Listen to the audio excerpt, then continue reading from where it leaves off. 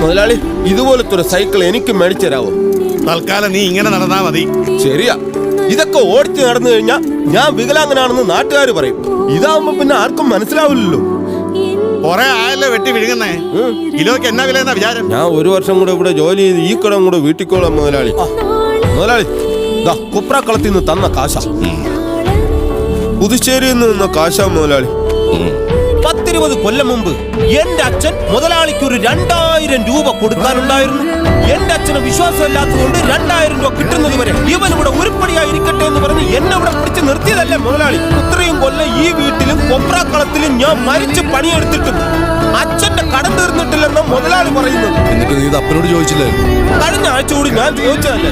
അപ്പൊ മുതലാളി പറയാ, ഞാനിവിടെ താമസിച്ചെന്റെ ഭക്ഷണം കഴിച്ചെന്റെ കണക്ക് നോക്കിക്കഴിഞ്ഞാൽ ഇനിയും ഞാൻ കാശ് അങ്ങോട്ട് കൊടുക്കേണ്ടി വരും. ശരിയാണല്ലോ, സത്യം പറഞ്ഞ ആ കണക്ക് ഞാൻ ഓർത്തതുമില്ല. പിന്നെ ഞാൻ മിണ്ടാനും